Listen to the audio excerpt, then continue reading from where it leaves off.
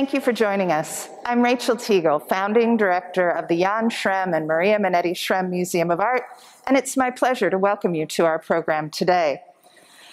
While the museum continues to support our Healthy Davis Together initiative, and we're not able to meet together here at the museum, we continue to live our mission by bringing the conversation to you.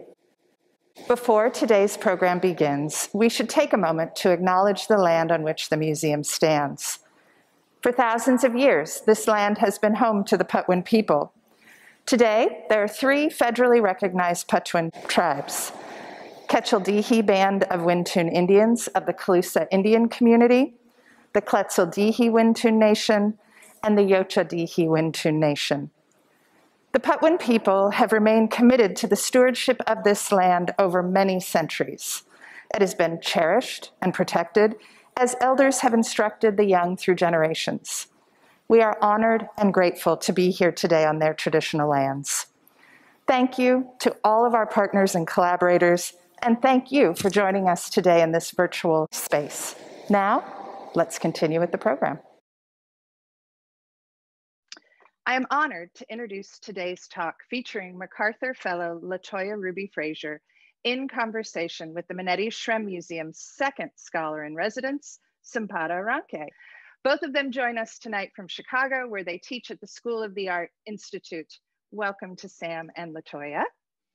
I'm going to offer a few quick introductions. Frazier's extraordinary body of work includes a New York Times cover story on the devastating effects of a GM plant closure in Lordstown, Ohio, a piercing chronicle of the water crisis in Flint, Michigan for Elle magazine, and just last month, her photographs accompanied the life Breonna Taylor lived, in the words of her mother, an article by Ta-Nehisi Coates in Vanity Fair magazine. She is a recipient of the MacArthur Genius Fellowship and the John Simon Guggenheim Memorial Foundation Fellowship, and was chosen by Ebony as one of their 100 most powerful women of all time. Her work has been exhibited widely with solo exhibitions at the Brooklyn Museum, Seattle Art Museum, the Institute of Contemporary Art in Boston, and the Contemporary Arts Museum, Houston. If things had gone to plan this year, you would be seeing her work hanging on the wall of our museum in the exhibition Young, Gifted, and Black, a new generation of artists from the Lumpkin Boccuzzi family collection of contemporary art. We've rescheduled the exhibition and are so thankful that Ms. Frazier agreed to launch a program to bring many of the exhibition artists to our community in the lead up to the exhibition that's now slated for 2022. I'm also pleased to introduce you to the Manetti Shrem Museum's second scholar in residence, Sampada Aranke. You might know Sam. She worked with our museum on 2 previous exhibitions, Sadie Barnett, Dear 1968, and Dimensions of Black. Her research interests include performance theories of embodiment, visual culture, and Black cultural and aesthetic theory. And she's a proud graduate of UC Davis, where she earned her doctorate in performance studies. It is truly a pleasure and privilege to be joined this evening by 2 women who are at the top of their game, leading a national dialogue about the power and potential of art in these turbulent times. I wish you were all here to join me in giving them a rousing round of applause to welcome these 2 remarkable women. Thank you for being with us tonight. Thank you, Rachel, for that introduction. And LaToya, I'm so happy that we're like, I don't know, maybe 20 miles away from each other, but we're closer on the screen here today.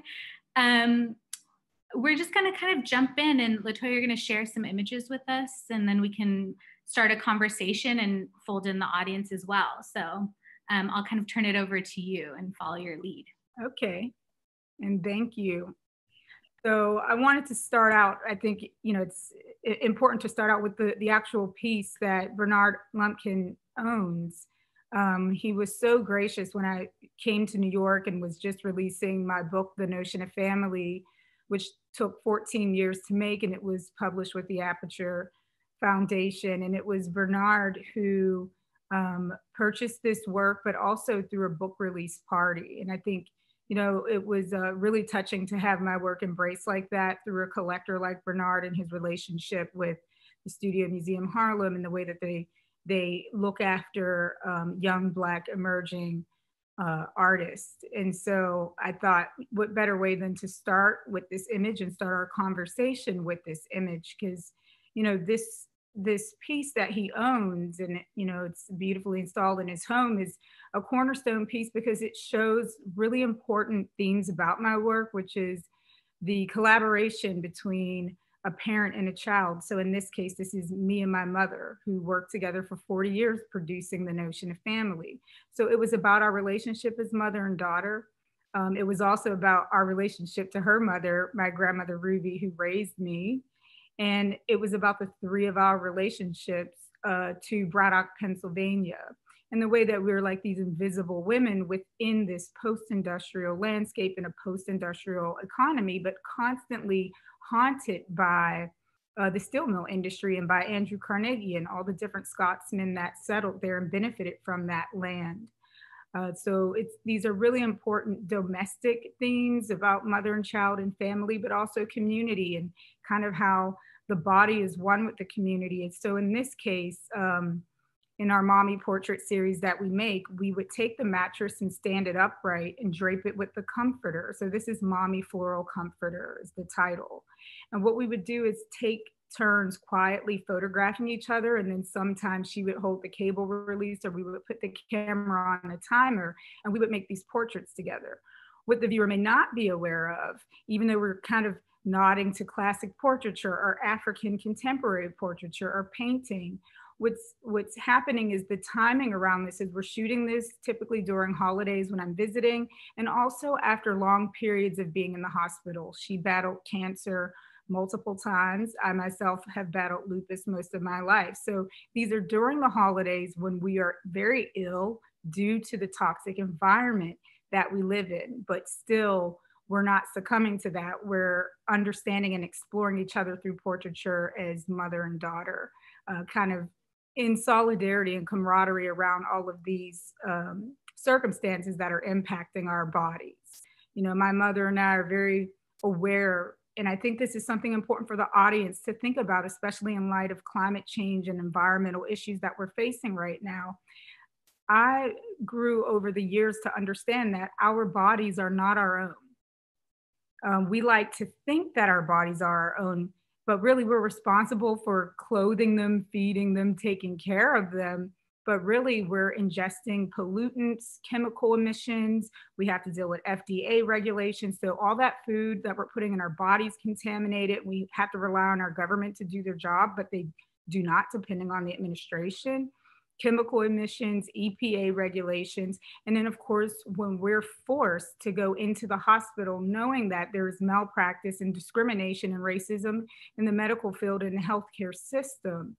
And so we are keenly aware in all of our work and portraiture together, and the way that we have this mother-daughter bond trying to survive all of this, we are keenly aware of this in all of our work.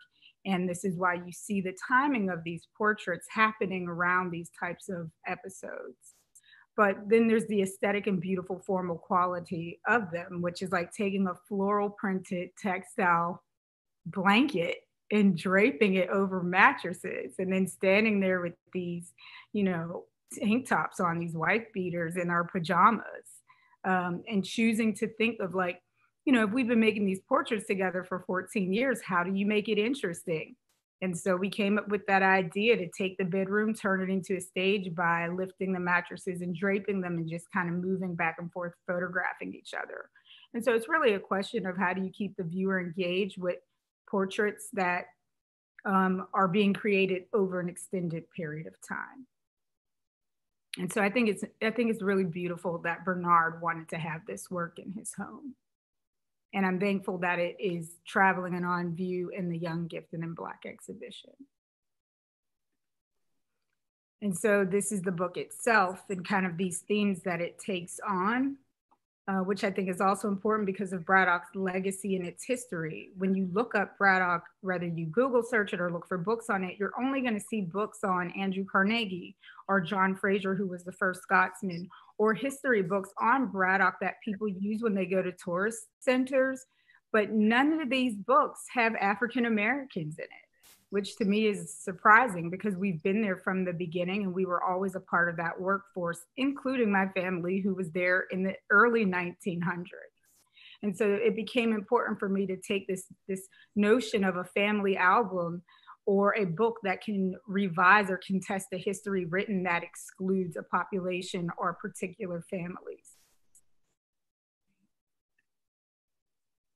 And then, of course, you know, having the courage and the compassion and the heart to show the evidence of the damage that this creates, but also the love that was there in spite of all of this injustice and inequality and environmental racism and lack of access to healthcare.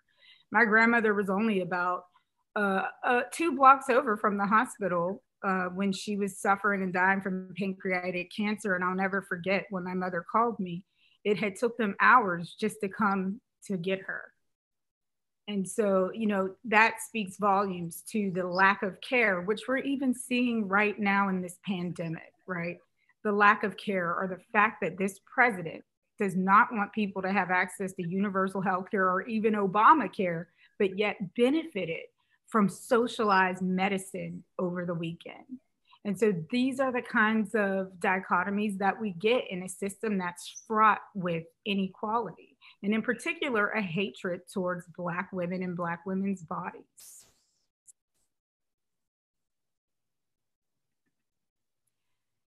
And so those are the themes, or some of the things that I think we can discuss and pull apart. If you want to, you know, jump in and ask certain questions. And then what I've set up for all the viewers that are out there is kind of these larger bodies of work that take this on, right? Because it was one thing for me to start this work when I was 16 and 17 years old and begin to develop a visual language and my own practice to articulate some of these discursive topics within this work. And it's also important to realize as an audience that it took 14 years to make the notion of family. And then all of a sudden, once it went out into the world, I started receiving commissions and phone calls and requests from other museums and other communities that wanted me to come to their community and document their families and their reality and their history. And so I sit as an artist, as a contemporary artist, in a unique position because my work, it commands me and guides me. In particular, the notion of family. All those photographs are like a compass and a guide. They have taken me around to certain countries and certain communities by the fact that these communities see themselves in the notion of family. And these people are not Black women. And I think that that's important to understand, that this work is transcending all of the boundaries because people relate to what we are exposing about when families are shaped or dismantled by corporations or by certain types of industrialized labor or by the neglect of the government and the ramifications of environmental degradation. And now to see all of that come to an intersection around climate change, I think is very disturbing. And so these requests continue to mount up. And one of the first requests that came was from the Mac Museum in Belgium. And so this is a coal mining site. And I didn't see this request coming. I was very surprised that I was asked to do a commission there. And so I went to Belgium in 2016 and 17. I started teaching at the Art Institute in 2000. What did I come here?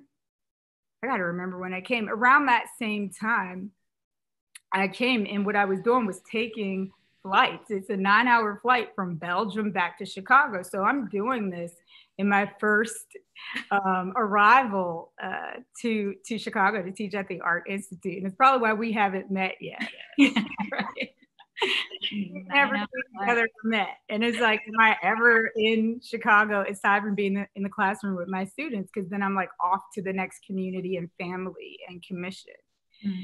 And so what Denis Guillen and Joanna did was they went through the art education department, which that's my favorite department at all museums. I love the art education department, and I love the preparators and the docents.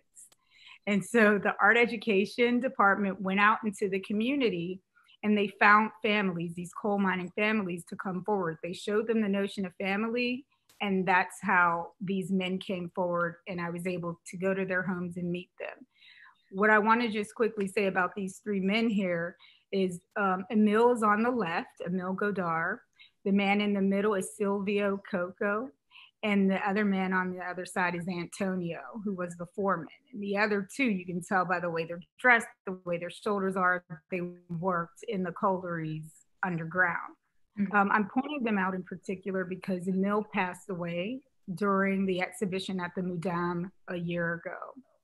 And I believe he passed away from cancer. Now, most of these men are fighting silicosis and all types of forms of lung cancer. And even when I met them, you could tell the way their body is and also by the way their hands look. They all had specks of coal in their hands. And Silvio, when it opened in the Museum and Emil passed away, he came with his harmonica and he played it in front of his portrait with Emil. And then sadly, not even a year later, Silvio dies from COVID. So I thought it was powerful that Antonio said that it really meant a lot to them and their families that I honored them and that they got to see themselves, you know, really large in a museum and that that work is traveling the world. And so I think there's an importance in honoring workers and everything they went through, the plight that they went through to be where they are, to be able to take care of their families. And Antonio, he came to me with a grievance. So he said that the Mac Museum didn't care about all the coal miners that live in the village. There's about 300 to 400 homes that sit around this rotunda. I'll show you in the next image. And the Mac Museum actually sits on the site in the rotunda. And they felt that the museum didn't put on exhibitions that cared about them, their families, or their history. And he said, and you know what else? Contemporary art is useless. And when he said that, I was just like, wow, I got really excited. And I was like, okay, well, then I have a proposition for you. If that is how you feel, let's make work together. Show me, you know, what you want to see in the museum. Let's make that work together. Let's have a conversation. I will then mount that exhibition and then I will hand it over to all the coal miners so that they can use it to do outreach to their community to talk about the history and their labor and how they shaped that region.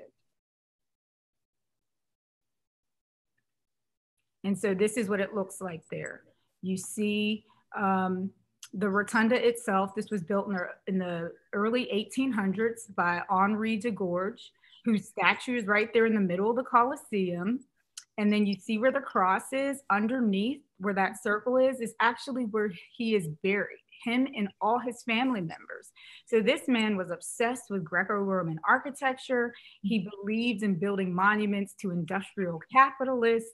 And that's what you see. No matter where I travel, from my own hometown in Braddock, all through Europe, all I ever see are monuments for industrial capitalists and never any monument or record for the workers or their families or the descendants. Meanwhile, it is most of them who have died on the work site, making and generating all the wealth and capital for these men that have these monuments to themselves. And if you look to the left there on the side of the rotunda is actually where the Mac Museum is. It's like the facade of it. So that work was all inside of there.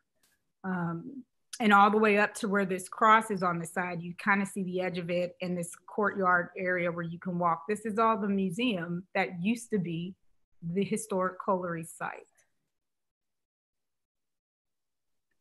This is what it looks like. So these are their homes. And this is why the Mac Museum wanted me to come, because when they saw the homes in Braddock coming up to the edge in row homes all around the 300 sprawling acres of Carnegie's mill, they were like, these are like, you know, twin sisters in a way. We would really love for you to be here in our region to see this.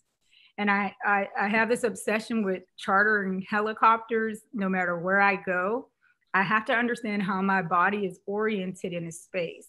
And the thing about this image, I shot it for the inhabitants because they'd never seen their homes from the air before. They've never seen this bird's eye view. And most of these were like army barracks. They were empty. So you have to imagine when they migrated and immigrated here, they built these beautiful homes and yards you see over the years. Mm. And there's the four of them in the back of Antonio's home, who I went to his home first. And right behind them at the top is a coal tip. And these are the coal tips that bring the characteristic to the land. When you arrive, you think, oh, it's just flat land. And then you see these hillsides and you think it's just a natural hill, but actually they're slag heaps. These are mounds of slag heaps from coal mining. And then when I went into Antonio's home, and this is the same in Braddock, all of them have these beautiful relics and still lives. And these are all workers' pickaxes and hard hats and their lanterns and their handkerchiefs. I mean, every working class community, when you go into elder people's homes, they're all still life. They're all living museums.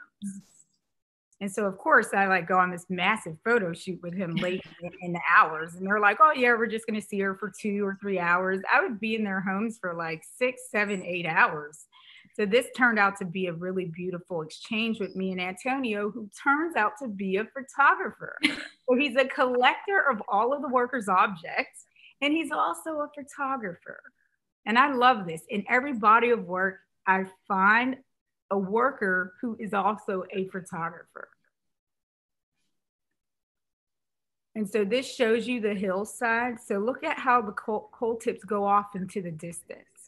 The one thing I want to say about this image and the way that I shoot, as an artist, I'm always trying to find ways to distill portraits, still life, and landscapes into one image, right? I'm compressing them formally and visually. So here what's happening in this image is you're looking at the industrial landscape, but then you're also looking at a farm, right? The more you look at it, you start realizing, oh, there's cows, there's animals down there.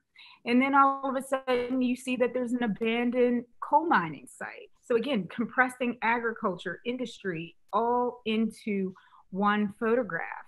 And Joanna flew with me in the helicopter because I needed her as a translator. So I am absolutely a stranger in this village. I don't speak their language. I don't speak their dialect. I need a translator. And they're just like, why are you here? Why do you care about us? You're an American, you're a woman, you're Black. Like, why do you care about us? And when I saw this site and there was this colorful paint on it, I said, Joanna, what is that? And she said, I'll drive you to it when we get done. We'll drive up to it. And so we get down, I drive up to it, and unbeknownst to me, when we turn the corner and walk, I see this colorful mural. Mm.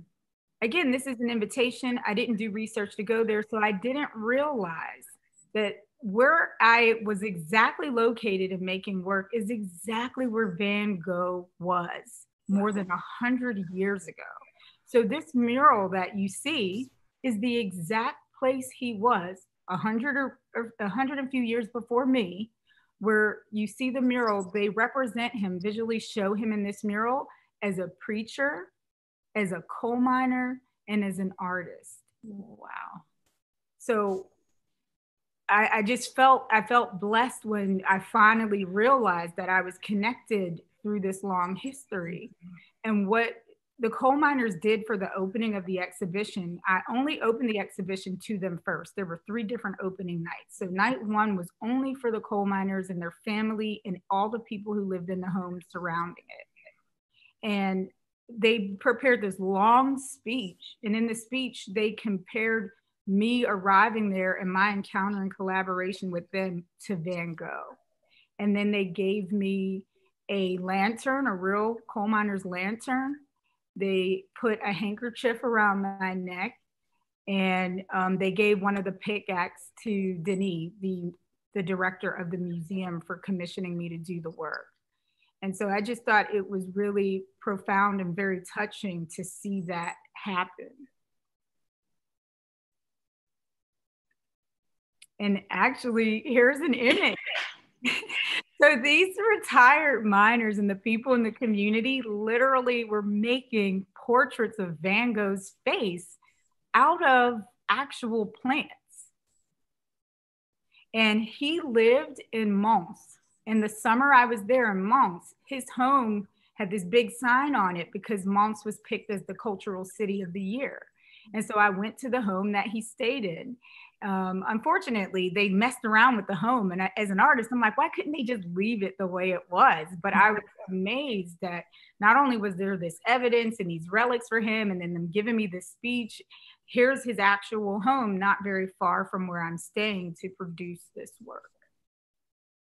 And I mean, that's the power of following your work, right? That's the power of doing what the work is asking you to do. That's the power of me not being afraid that I was an other and an outsider coming into this village, and listening to their grievances, and then asking them how they want to be seen, how they want to be represented, and how they could then use that work to correct the wrong or the discrepancy they felt between the creative class sector of the museum itself and then the working class community in which this museum sits. That's Maria, one of the women who was also there. She lives across the street from the museum.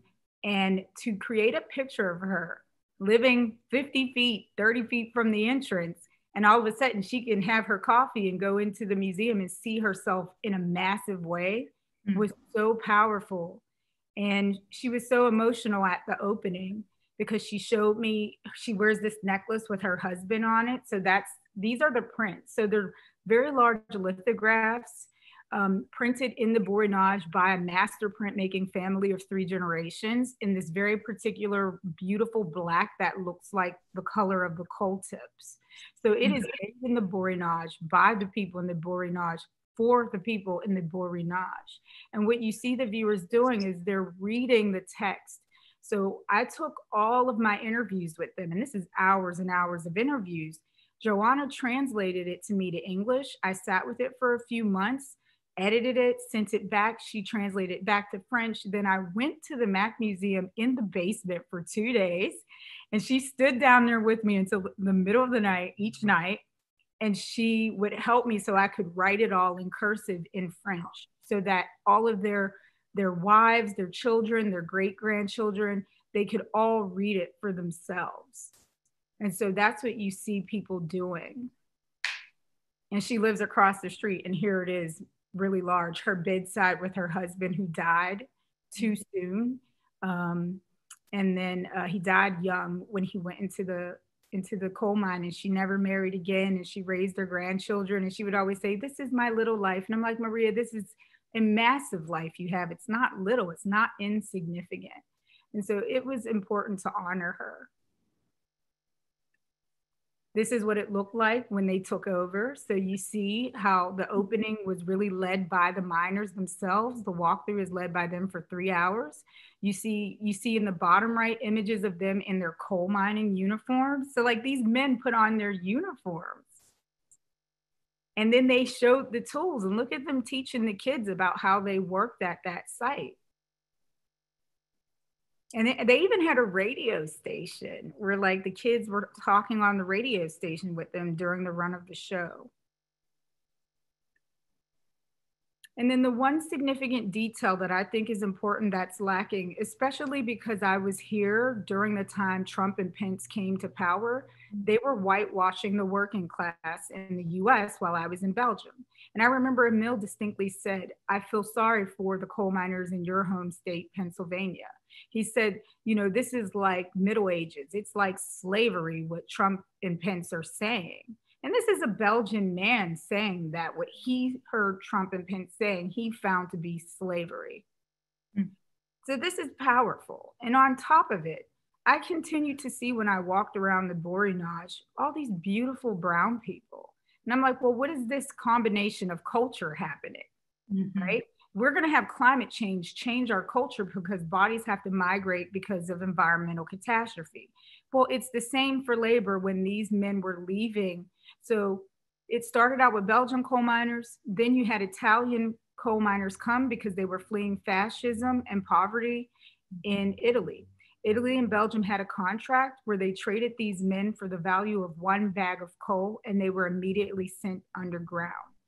When there began to be major accidents, they realized that Belgians didn't want to work in there, Italians didn't want to work in there. And then all of a sudden, a beautiful man like who you see here, Ali, appears, and he comes from a mountainous region in Turkey. And people don't realize this. When you're walking in the Borinage, you see a community like this there. And I said to the museum, this work can't be complete unless I photograph someone who represents Turkey that is Muslim, because the community is here. So Ali is the one who came forward, and he told me this story about his wife and his daughters and Fariche and how they came and how he had to come first. And that's him standing with his real hard hat in front of the mine that he had to work in. So these men are in their 70s and 80s, taking me back to the colliery sites all over the Borinage, even going inside. And none of them, they're not all that well. And they wanted me to see it and smell it and understand, what they went through, their basic rites of passage, so that they could bring their families and get an education and a future for their children. And Ali was beautiful because he refused to acknowledge racism. His wife and daughters are kind of giving him the side eye, like, Dad, come on. And he was like, no, these are my brothers. And he even cried. And he was even crying when he was saying when he got a promotion, he didn't want to get the promotion because he didn't want to be the boss of his brothers. And so these are the stories we deserve to hear. Mm-hmm. And this is why I'm out there collecting and telling these stories.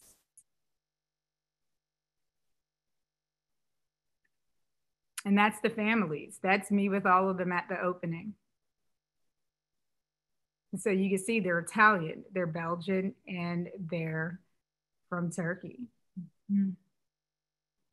I mean, I think, there are some questions that are also popping up, and people are kind of circling around something that I'm curious about in your work, which is the way that you really kind of move from family units out and then move out back into the family unit. And there's this really kind of poetic gesture in your work where at some points I really can't see the difference, and stick with me because I think you know where I'm going, is between an image like this, right, where you have all of these people, I know this isn't yours, but who compose the image, maybe even some of the ones you showed before, especially families together, and these homes in these aerial, these kind of spatial images that to me also kind of gesture towards people in these in these kinds of cartographic ways, right? The geography of these places take on these bodily forms almost, right? Mm-hmm. And so I'm kind of curious, I want to make it a bigger picture question, because this comes up in Notion of Family for me too. The way, the kinds of guiding formal questions that you're asking yourself to hit those social and political questions, and vice versa. And I know for artists, these aren't dichotomies, it's a chicken and an egg thing, right? But the way that you compose these images, it really strikes me that they're gesturing towards these other kinds of canons. In those two images you showed, I think of Malik Sidibe, but I also think of James Van Der Zee, right?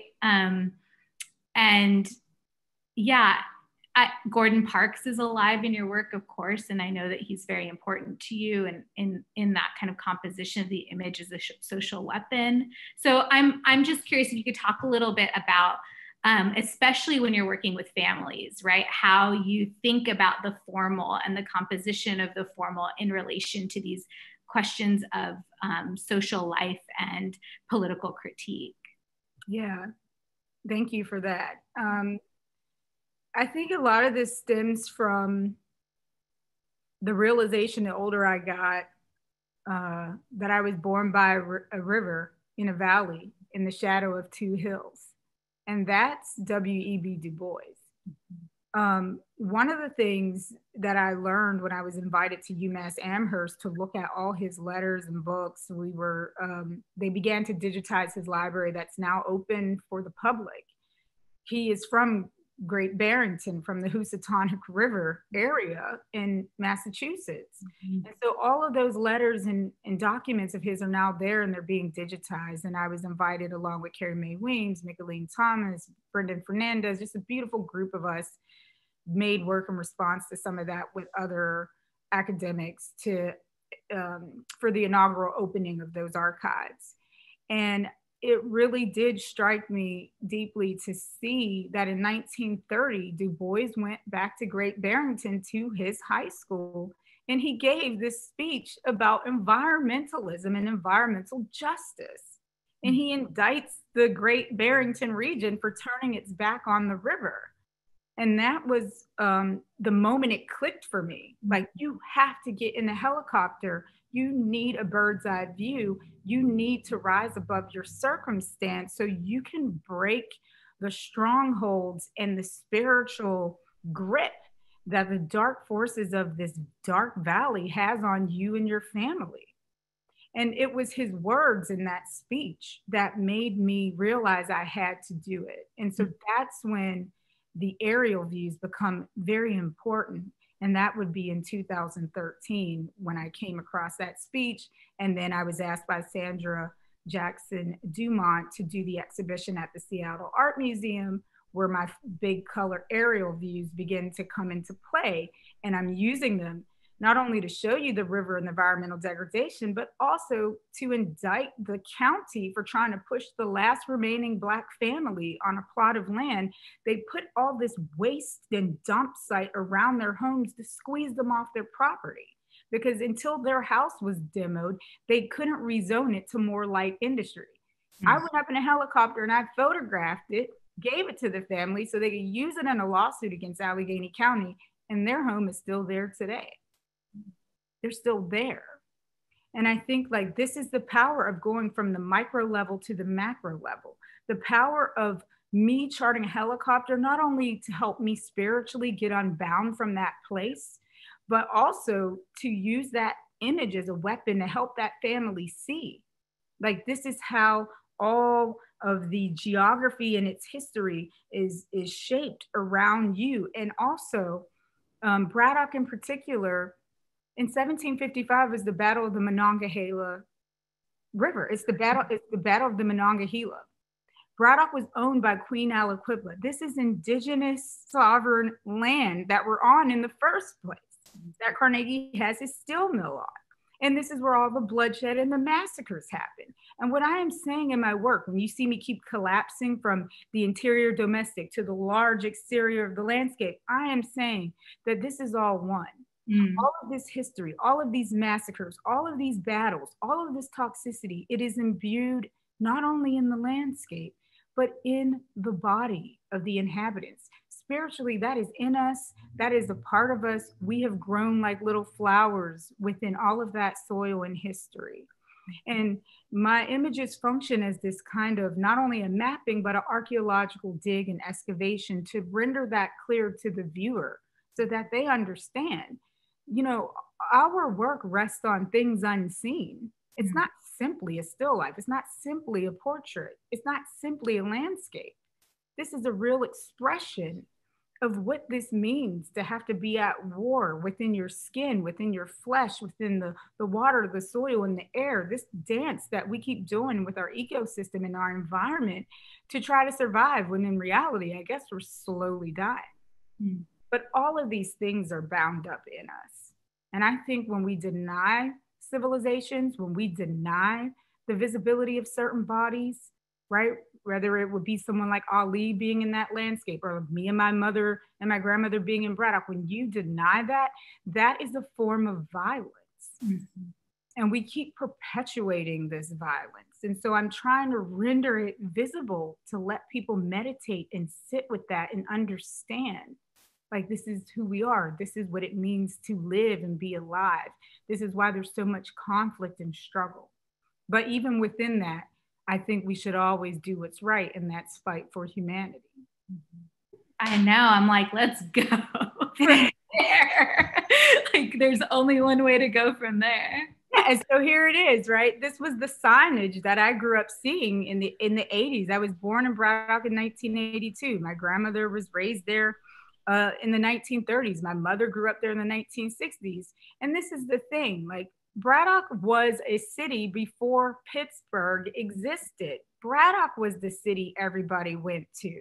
And Braddock, if you're born and raised from there, that was a melting pot. Everybody that's there, you are a melting pot. You had people from Belgium, Norway, Africa, Croatia, Ireland, Germany. People were from everywhere, and we all lived together, and our families worked together in that area that I pointed out earlier, right? Mm-hmm. At some point, you lived on that battlefield. Now, Braddock is on an incline. So what begins to happen is people get more affluent, then you begin to see a social caste system. And so some people move up the hill. My family, we were at the bottom. And we remained at the bottom for a very long time. So I'm from an area called the Bottom in Braddock, which is the one next to the steel mill and the river and the factory. Mm-hmm. And so my work, you know, in terms of intersectionality, like I'm saying it right here in this triptych. So that's me dressed as my grandmother's porcelain doll on a Sunday after church, like she liked to do. But then there's the plaque of John Frazier, who existed before the camera. So there is no image of this man. I think maybe in 2012 or 13, I went to Scotland to try to find his parish records. And I was able to narrow down a narrative to this John Frazier. Either he was a merchant or he was someone who was in some type of trouble. And so nonetheless, he ends up in Braddock as a gunsmith and a fur trader, meets George Washington, gives George Washington a tour of Braddock. And then, of course, over on the other side is Andrew Carnegie. And so for me, what I'm saying in the book, when you open this, this is the fold out of the notion of family. What does it mean to put yourself at the intersection in the history of these great men, right? That you're not considered to be a part of that history, legacy, or narrative. That's what Braddock looks like today. This is shot in 2013. So this is my first aerial shot after I read that Du Bois speech. Mm-hmm. Here's a direct, formal, aesthetic way of me addressing the relationship between the body and the landscape. That's what is contaminating that landscape is written on the body as well. That's my mother receiving an epilepsy test on the left, and that's the inside of another hospital as it's being torn down on the right. And I created this image formally and aesthetically to speak to Mindy Fullalov's concept of root shock. And root shock is what happens when a community is witnessing the foundation, its buildings being torn down in front of them, and the impact that it has, right, psychologically and emotionally on those inhabitants of that space, where they're seeing this ripped, their home, their foundation ripped right from them. This is key for me because Braddock Hospital was our only community center, our only ATM, and our only restaurant. And that speaks volumes, right? When I was born, the population was always hovering around 2,000. At its peak, it was 30,000. And here we are in this Monongahela Valley. And they have the audacity in 2010 to take our community hospital away from us. And that experience of seeing that kind of root shock, to me, I think runs parallel with epileptic seizures, which is what my mother is being tested for in the hospital on the left.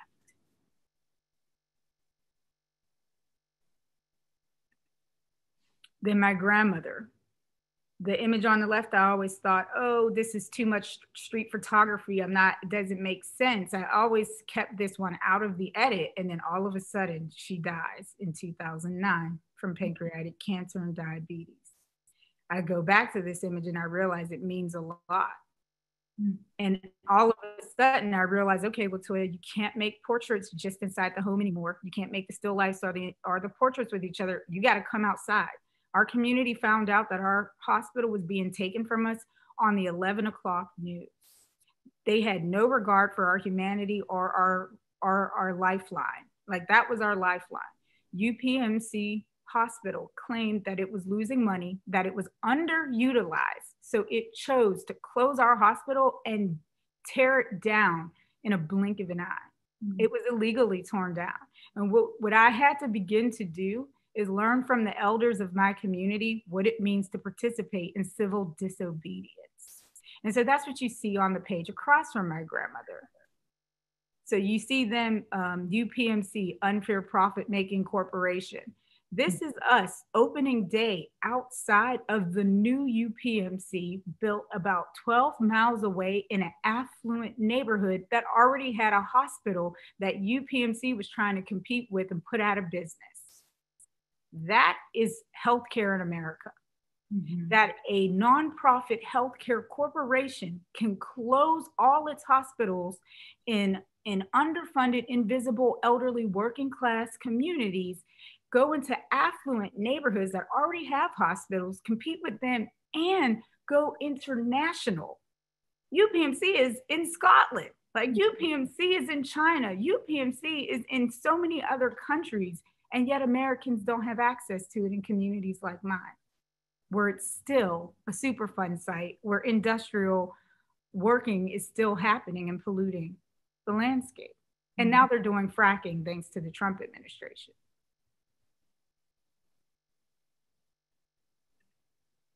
This is what they taught me, and no one was covering it. So at that point, I was at the Whitney Independent Study Program, studying under David Harvey, learning all about neoliberalism, learning all about the uneven geography. And he started really helping me understand it.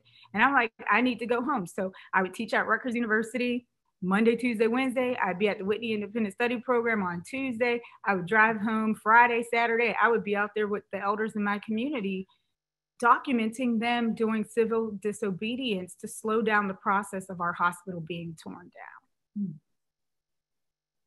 And nobody would tell this story. The same exact time this was going on, Braddock was being projected as the new frontier for urban pioneers, for hipster artists and tech people to come to Braddock because it's being redeveloped as they're doing this. And that's when David Harvey pulled me aside to help me understand what Richard Florida's creative class theory was really about. Mm-hmm. He was the one that made me realize that what you're looking at in your hometown is Richard Florida's creative class theory coming into play. And sadly enough, he wrote it in 2010 at Carnegie Mellon, which is 9 miles from where we're standing in front of that hospital. Mm-hmm. So my hometown is a casualty of Richard Florida's rise of the creative class. This was Miss Jeanette. If you see, we're the first community in 2010 protesting for universal health care. We were already protesting for it before Bernie, before AOC. And this is the thing that I wish the media understood about small towns. We are way ahead of everyone else because we're the ones getting stepped on the worst, because we're the ones that are abandoned and neglected. So people keep making it a dump site. And so those of us that are still there are already calling for these universal health cares and universal basic income. And she was protesting while she was dying. She died from cancer shortly after. And I always say to my students, what have you done? Have you ever put your body on the line to fight for something, right? This is what art students need to be thinking about. This is an elder woman in 90-degree heat with cancer who dies not even a month after we did this. So she died protesting for what was right for humanity in her community. There they are calling out the politicians. The new museum had that mayor's talk, all the best mayors in America and their relationship to art. Well, John Fetterman was one of them. And he's the one using Richard Florida's creative class to oppress my beautiful elderly citizens right here in this photograph, who are calling him and the local politicians out. So whether I wanted to or not, the art world was already adopting and co-opting an abuse and injustice that was happening in my hometown. This was one of the most painful moments of my life, because this is supposed to be my platform. Mm-hmm. And here comes the heroic Great White Hope mayor, who's a fraud, coming into the new museum, being, treated like a king, like he came up with some idea. Meanwhile, he's exploiting and stepping on elderly working class people. He doesn't know anything about art. Mm-hmm. That's what the hospital looked like. While all those art openings were happening and they had all those art tours where they brought their buses to come and look at my hometown, like this is what was going on. Art tourism, looking at my family and my elders have their lives ripped apart. Then they come up with these great slogans. This was the opening day of that new facility. And it's like, their slogan is life-changing medicine. And my elders are like, yeah, unless you're from Braddock. So they rode this bus outside opening day of UPMC's new facility. And I drove in from New York that morning to document it.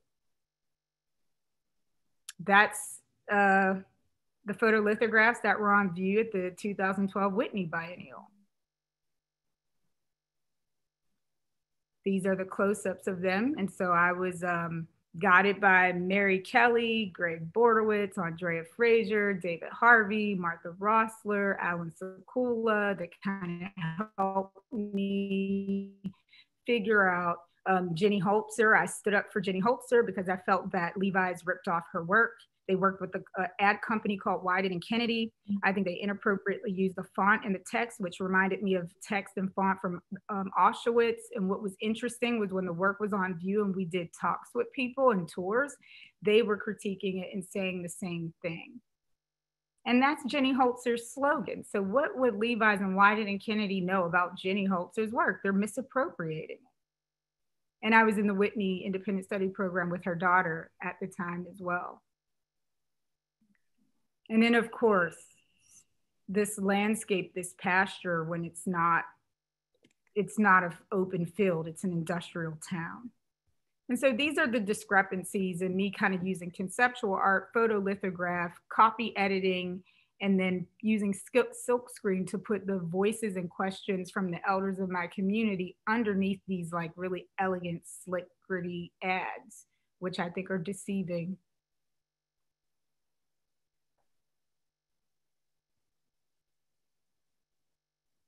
And this shows how I use programming. So we implemented this for kids in grade school, junior high school, teacher exchange programs.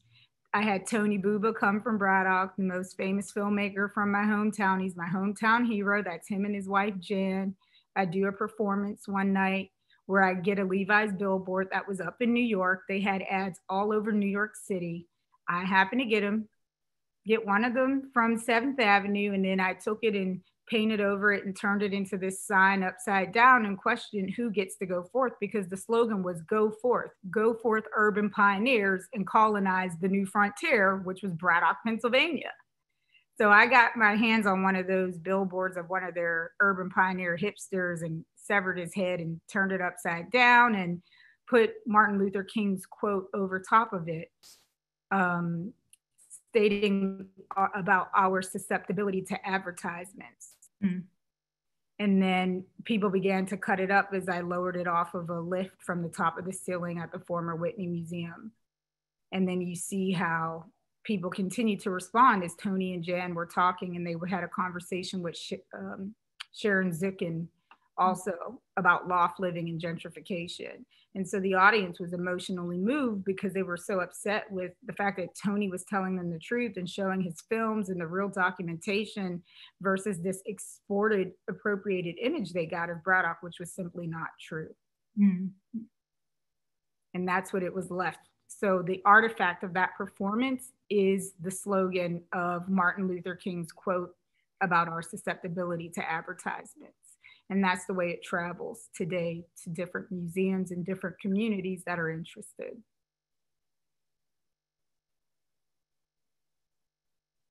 This is what it looks like in color there to give you a sense. There's the elderly high rise that's to the left. You see it yellow, orange, that little building on the corner there across from where that site is.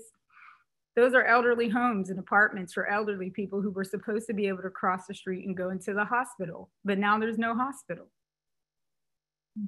So they left them abandoned without health care. This is what it looks like there in color so you can actually see it. That's what it looks like in Braddock. There's the home with the red roof. All those plastic bundles are crushed rubber tires. That's the house they tried to squeeze off, and it's still there to this day. And this was one of the photographs used for that family so that they could keep their home. And this is also the site of the 1755 Battle of the Monongahela. This is it. I am from right there. That's where I was born and raised from, where you see that light industrial gas site right there, that plant, that little white one. That's the project building that I used to live in, got torn down and turned into more light industry.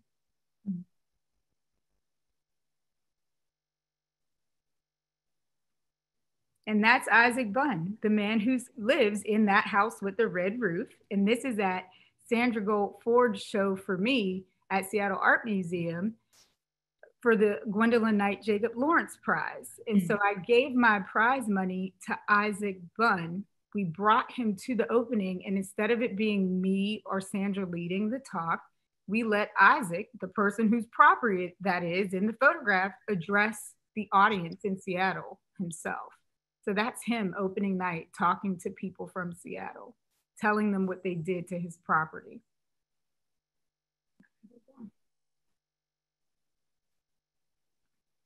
And so this shifts into the work on Flint.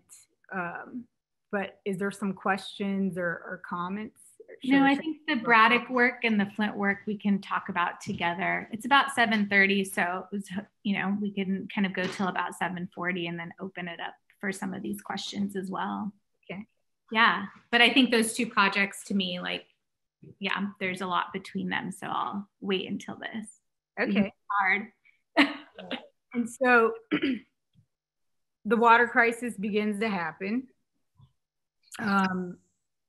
I'm watching it on TV completely horrified, because it was too reminiscent of what happened to me and my family in Braddock. When I was a child growing up, one of the plants exploded. It released these chemicals in the air. And as a kid, I always thought, oh, it smells like cherry Coke.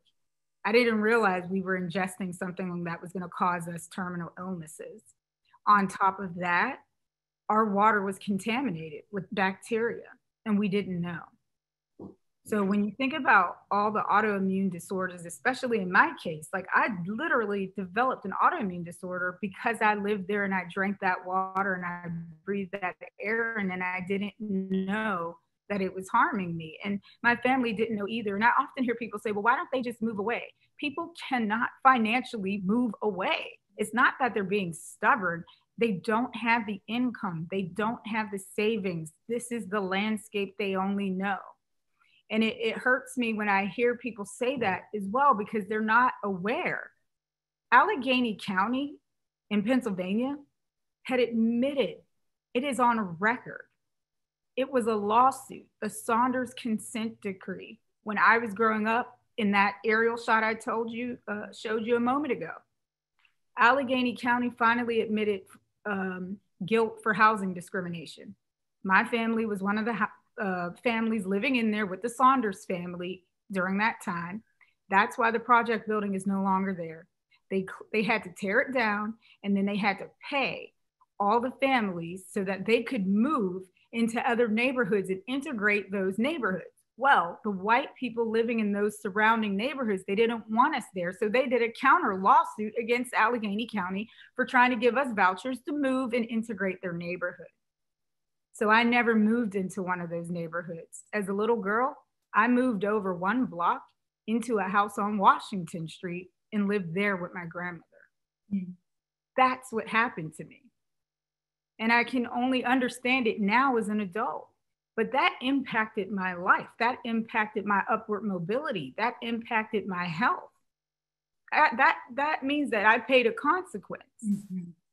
And this is the same thing that is happening in Flint, Michigan, still to this day, even after the settlement. Because now they got to go through the system of, well, how do we pay out the settlement?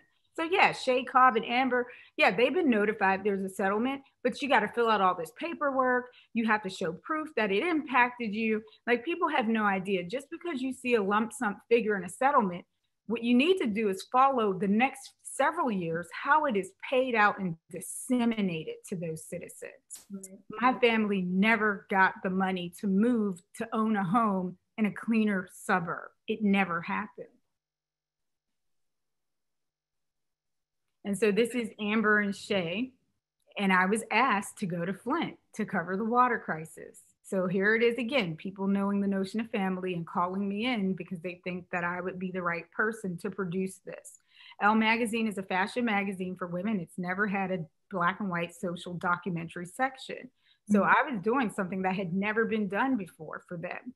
I didn't want to do it at first. And it wasn't until I talked with Michal Raz Russo, who was over across the street at the Art Institute on the museum side, in the middle of doing this incredible research on Invisible Man, talking about the relationship between Gordon Parks and Ralph Ellison.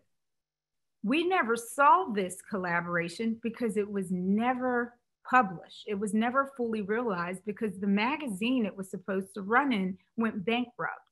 And all of the work that Gordon had shot for it and all of the text that they were going to write, all of that got caught up in the lawsuit, in the bankruptcy. So Michal Raz Russo did Invisible Man. It was on view at the Art Institute a few years ago.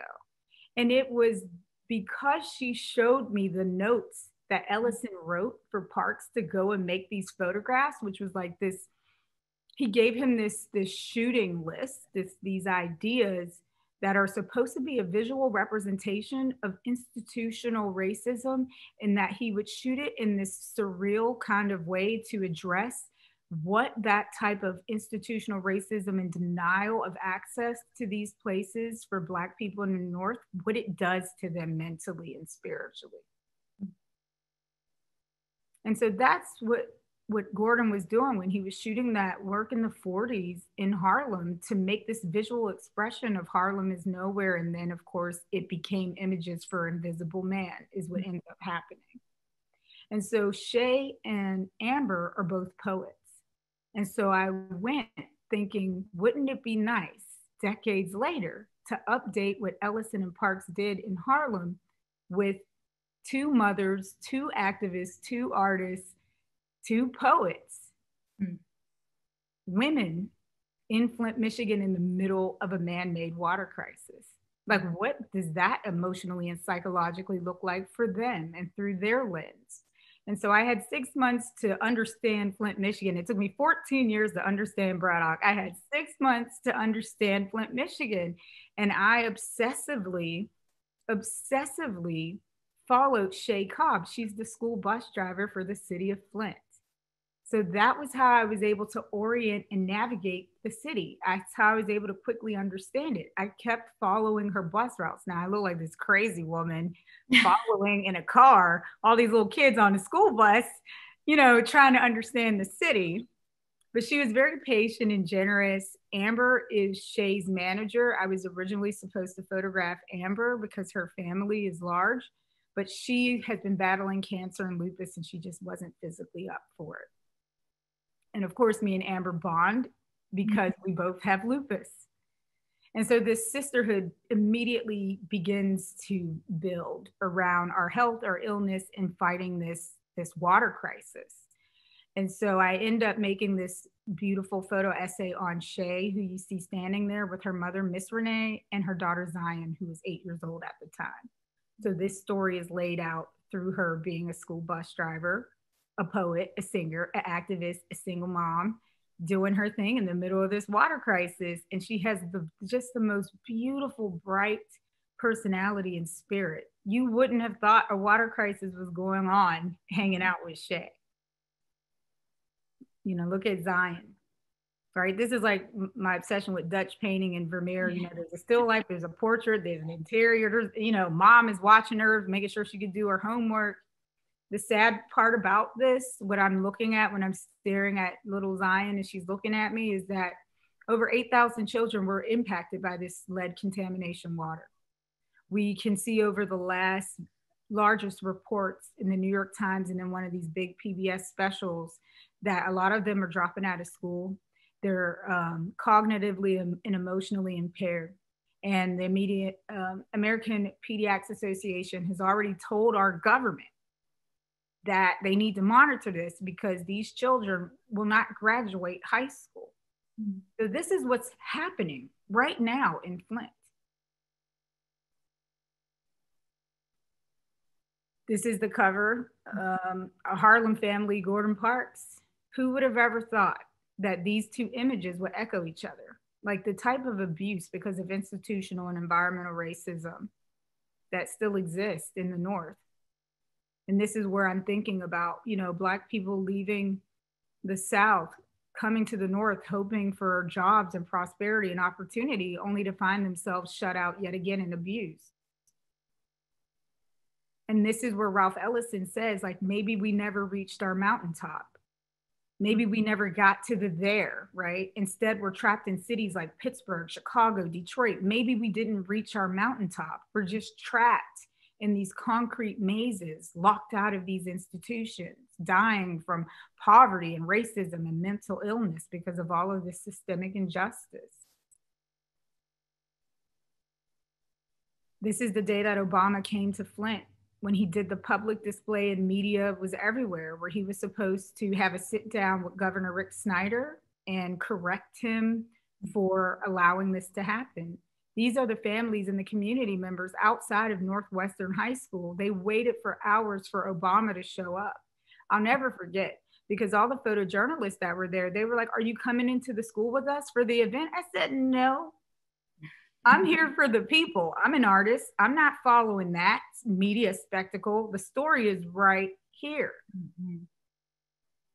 I stood out there on the street and I kept photographing them. And as soon as I saw television in a local restaurant, all the talking media heads were saying the people were protesting against Obama. That wasn't true. They were all pleading for help.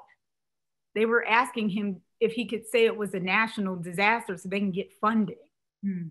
They were chanting these songs, "Obama, Obama, can't you see this dirty water is killing me?"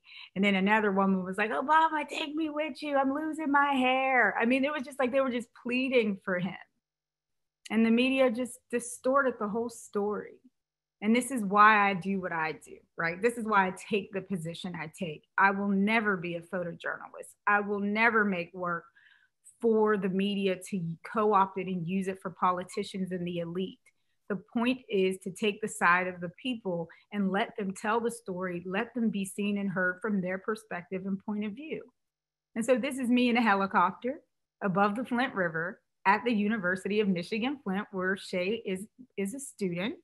And she's standing there on a Saturday afternoon, right? This is an aerial image, but it's also her cross to bear, right? She's at a crossroads. She's on this bridge standing above this contaminated river where she also goes to school.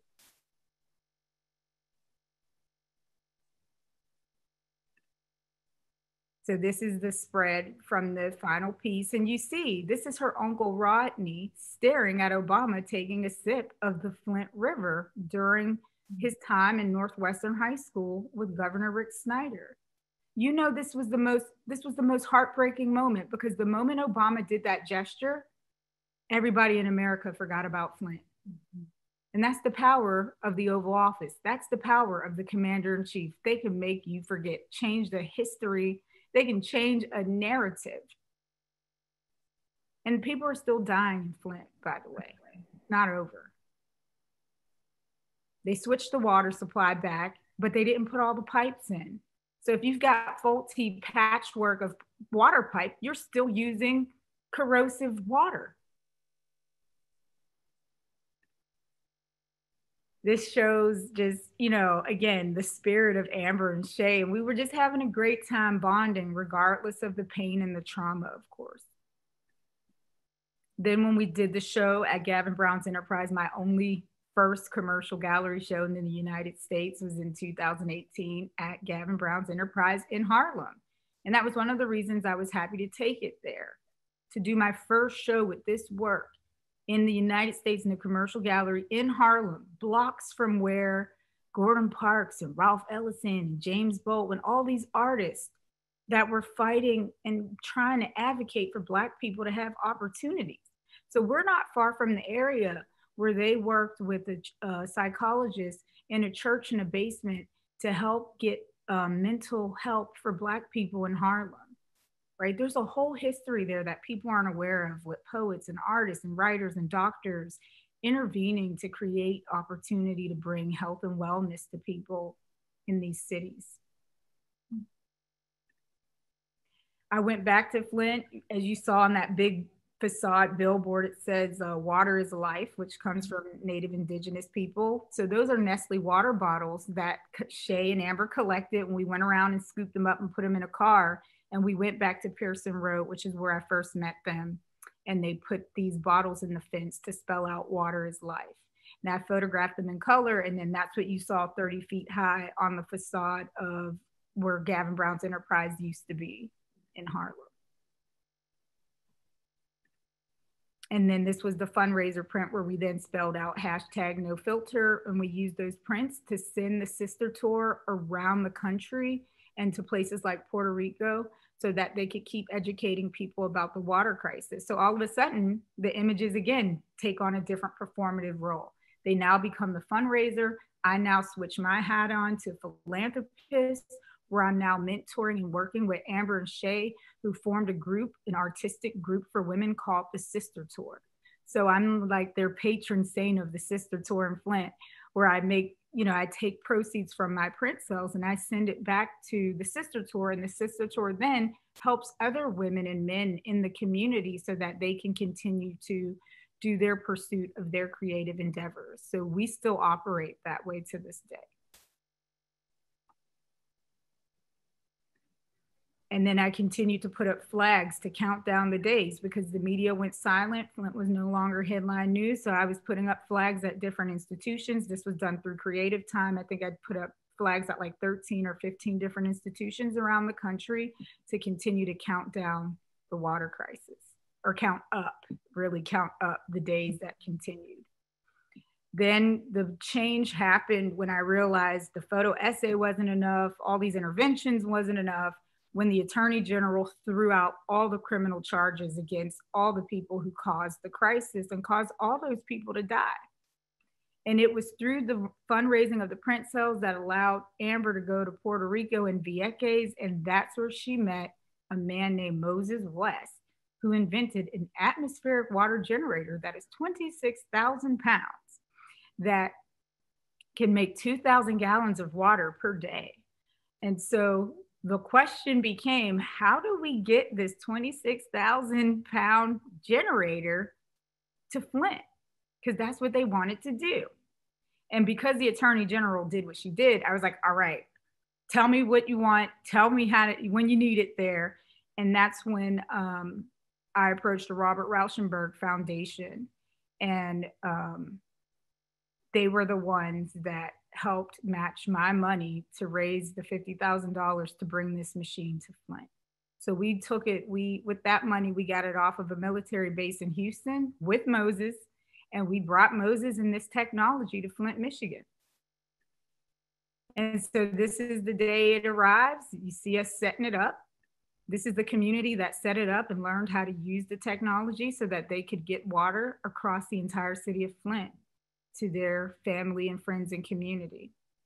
So we were able to provide thousands and thousands of gallons of free, clean water to Flint. It ran last summer and it ran this past summer. So this is still an ongoing endeavor, but we proved that it is possible. And the sad reality is that the city officials didn't want anything to do with it because it's free and because it's in what they deem the most worst violent intersection in Flint. And I don't think that it is. I think what it actually is violence from the state and local officials. What makes it bad is that they took away all their schools. They took away all their grocery stores, and there's no clean water anywhere in sight. So it's a food desert. There's no water. And then they're the ones that keep sending helicopters and police over it to instigate with the people there. Mm-hmm. If you deprive people of their humanity and water and education and access to clean groceries, of course, that's what you're going to get. That creates mental illness and instability. And this is how I grew up in Braddock. And so it was amazing that the Robert Rauschenberg Foundation worked with me to match the grant to be able to make this happen. And these are all local people that are born and raised from this neighborhood. And so they were coming out every day. We were up there. We'd start operating at 8, 9 a.m. till 8 o'clock at night. And this is what it looks like. I mean, people were just pulling up in pickup trucks, getting gallons of water, filling up empty things with people's names on it. You see those in the pickup truck? They went around to elderly people's homes, got jugs, put their names on it, came to the machine, filled it up, and they would drive it to them because these people can't get out of their homes. There's nowhere to go. They can't stand in the long water lines. It's too hot. And then, of course, so many years of bathing in lead contaminated water and Legionella bacteria, they're just not well enough. And then I just love Black people. They come in style with any jug. We're like, come with any jug you got. And they just were showing up. And I'm like, come back as many times as you want. It's an endless supply. And it truly is an endless supply. So just so people understand, that big, massive green thing you see there, it's got see how you see the blue graded area? That's the filter. So it is industrially and mechanically pulling in the air, right? Because all the air around us, right? All that moisture in the air is water. We stand in water every day we go outside. It's all water and air. So that machine converts it. It brings in the air. It runs it mechanically to create condensation. It then takes that condensation. It goes through 3 different massive types of filtration systems that are laced with silver to kill any bacteria or any impurity. This is the cleanest water we've ever seen and they've ever tasted. As you see the woman holding up her bottle, that's her getting her little taste, her little sip on. She's like, I want to taste it. I want to test it. I heard about it on Facebook. Let me get a taste. And she held it up like, oh my God, this is so good. And it really is. I mean, we were like little babies on pacifiers. I was like sitting there drinking a jug myself the entire summer. And it was clearing up my skin because I have lupus in a contaminated landscape. You can see the impact and the change it had on the people who hadn't had clean water for 5 years. And this is why they're showing up like this.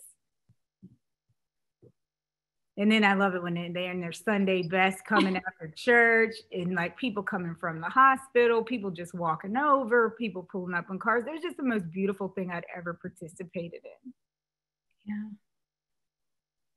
This is Alita Ritchie. She came in, Native Indigenous woman who was also just amazed at the technology. This is a family here. You can see the condition she's in on the left. You see when she's wearing the blue in the middle. Mm-hmm. This is Tina and her 2 twin sons. That was the first day when she came to the machine in the blue shirt. Look at her in the pink shirt on the right. This is almost a month after drinking clean water. So this I shot in color to show you the diversity. These are Black, white, Native, these Muslim. I mean, we crossed every intersection you could think of race, class, gender, faith. We were all out there together. This is Dave with his barbecue stand right on the corner. And there's Black local businesses and they're saying it's a violent neighborhood. No, it's not. And then this is Moses. You know, of the 5 years I've been in Flint, I had never, ever seen children play in water before. So when this happened, I had to load the camera and shoot it because I realized 5 years, these kids don't know what it means to have a water balloon fight or to pop a fire hydrant and let it spray. They had never experienced Moses shooting a hose of water in 5 years. So these are these kids' first time playing in hose, water spraying from a hose outside. LaToya, I want to have some time to ask 2 questions from the audience if we want. So I just wanted to kind of see if you have like a final image in this series that you want us to rest on. People, there's like, right there. Boom. That's Amber. That's Shay and Zion. Wow. That's her first sip of clean water. And I had to mark that moment. Yeah. I want to keep them. Can we keep them up with during the Q&A? Your work really seems there's something so striking about the relationship between the visible and the invisible in your work, right? Like what you showcase in relation to these, mostly these stories told mostly by Black women and in a way that allows for that narrative to tell a whole like story of the global West, of modernity, of industrialization, right? Coming from Black women's lives, like centralizing that as the point of telling a story. That's an invisible, that kind of tension between the invisible and the visible is also translating into like the labor that goes into all of the material changes. And then you see an image like this, and you see that labor and you see that intimacy kind of take shape in this way that just completely stuns. And I'm wondering if maybe you can talk a little bit about how you position or how you see these series that you do in relation to these big kind of art world concepts that lose that intimacy often, like institutional critique, right? Like portraiture, these kinds of the ways that we tend to talk about these things as these blocks, and they lose that kind of touch, that gesture. So how, maybe I can kind of like synthesize by saying, like, how is it that, Black women's lives, which are often rendered invisible, become a way to tell those big institutional critiques while holding on to the kind of pains and pleasures of Black social life? I know that's really big. So I want you to just kind of go with wherever you want to go. And then we have one more question. And that's probably the money question that you always get, which is, what kind of advice you might have for this generation of image makers, especially now, and there are all these memes going around with like, every time I start an email with, I hope this email meets you well in these uncertain times. And you're just like, what does that even mean anymore? Right. So I understand that even asking that question is loaded, and it's not always only the job of the artist to answer it, but those are the two. So that kind of question about Black women and the question about any advice you might have. Yeah. Well, I'm playing a lot of roles, right? I'm a Black woman as well, the daughter of a Black woman, the granddaughter of a Black woman, and that are really unsung heroes. And what has to happen in a young artist's life, especially right now in the context of the politics and the climate in the country, you can make work from the personal. And the personal somehow, and always does, tied to the political. But after you have established your voice and you and your history and your narrative, you have to then mount that as a platform that is then the amplifier for all these other people's voices that have been silenced and marginalized, right? So in all of this work, I am playing the artist, but I'm also playing the curator, the philanthropist, the editor, the writer. Right now, I am working on, through the inaugural Gordon Parks Steidl Book Prize from the Gordon Parks Foundation, the book. In 2021, this book will come out. It's called Flint is Family in 3 Acts, ACTS, on purpose. So it's kind of written as if it's a play in stages, but also the book of Acts, also about the act of love, right? What is agape love? That's love in action. What you see me in the photographs doing is love in action, showing up for people, being there for people. They don't have to be my blood relatives. Something is wrong. There was an injustice. There was a crime against humanity. As a citizen that understands that, I'm not going to idly sit by and let them get away with it. Like, as young artists in art school, you have to realize this, right? The integrity and the role of an artist is written very clearly in James Baldwin's essay in 1962 called The Creative Process. That's our manifesto. If you want to know what your role is and what you should be doing right now in the middle of this pandemic, download the PDF as soon as you hang up with this Zoom call. 1962, James Baldwin, The Creative Process. Print it out, tape it on your studio wall, read it every day when you go in, read it every day when you leave, read it when you take your lunch break, read it when you don't have nothing else to do because you can't make work. Internalize that statement, that speech from him. The other thing that you should do is listen to the video, the audio clip of him talking about the integrity of an artist, right? The artist's struggle with integrity. This is a 30-minute audio clip online of him, again, defining the role of an artist and what it means to have an integrity. We've lost sight of what our role is as artists in this country because we're in a country under an administration that doesn't care about art. I think that we need to return, especially as photographers and image makers. Look at the Radical Camera book. Go order the book tonight. It was a beautiful show at the Jewish Museum. I believe Maurice Berger even wrote a piece, and they had the event for him honoring his life just 2 days ago or a day ago.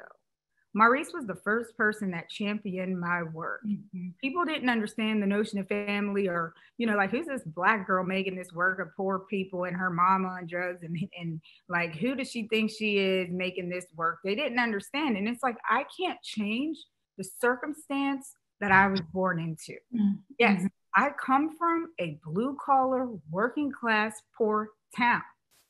The issue shouldn't be why I am making work about Black people and squalor in the industrial heartland of America. The question should actually be why there was never a visible representation of it in the first place. So looking at these pieces from Boltwin and what he's calling us to do, and understanding what the Photo League was doing in the exhibition and book Radical Camera tells you what you do in a tumultuous, dark moment where there's all this xenophobia and fascism and poverty, 30 million people not employed, over 200,000 people dead, over millions that have contracted this disease.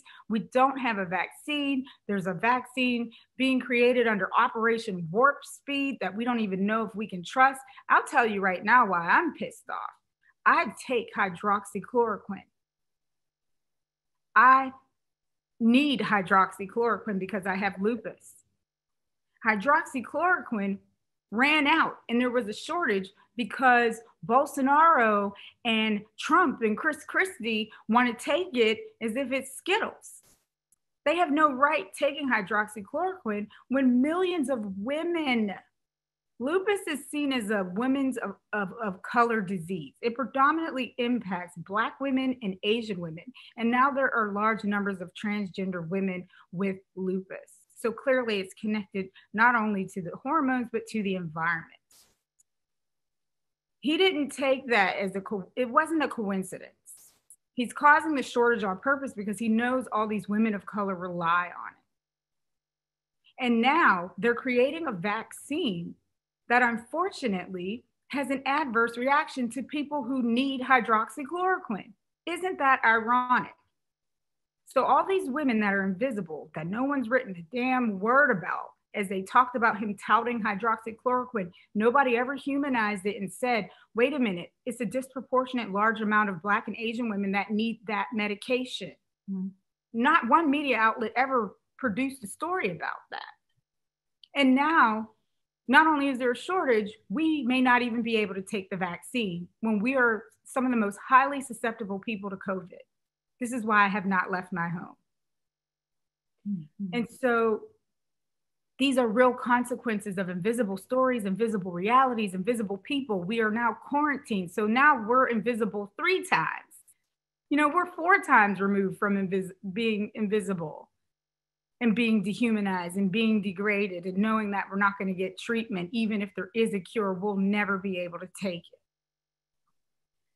These are the stories we need told, and we also need photographers and image makers and artists to step up. When you see this type of just barbaric behavior and just contempt for elderly people and a disregard for human life like this, and people defouling the people's office, the people's White House, you have to make work about this. We need a photo league now. And the people from the original photo league that were blacklisted under McCarthy, they were not communists. They were human beings fleeing fascism, living in their communities in New York City, photographing their lives. You should be asking yourself, what is it about this camera or this paintbrush that politicians are so afraid of? Like there's more power in your practice than you know. And you have to get to understand why the role of an artist is important, what you should be doing, and you should be taking action, recording and documenting it, whether you have a conceptual framework for it or not. If you are moved to render a visible issue or an invisible one visible, just do it. And you have to respond in this moment because we are clinging on for our humanity. And we're losing our humanity as well as our ecosystem. So our backs are against the wall. But I call right now in this meeting, in this Zoom call, for a new photo league. We need a rise of a new age of a photo league. Absolutely. Thank you so much, LaToya. I can't, begin. I mean, the chat is just filled with praise and, but most importantly, people are responding, saying they'd never heard these stories, saying they'd never heard these histories. And I think that's precisely the kind of aim that your work is looking for and that it achieves. And I just want to thank you for giving us so much tonight to work with. And I can't wait to see that book. It's going to be incredible. You're having some like Skowhegan love too. You should, it's funny. Hey, Skowhegan. It's so funny to do this and like to give people an opportunity to kind of give shout outs too. So it's one of the positives that we have here. But thank you again so much. Thanks to anybody and everybody who came, even if only for a little bit. But most importantly, thanks to you, LaToya, for making time for us today. Well, thank you for moderating and interviewing me. And it's nice to meet a colleague that's at the same school as me that I never see. So yeah. When this is all over, maybe we could get together for coffee at the Art Institute or something. So yeah.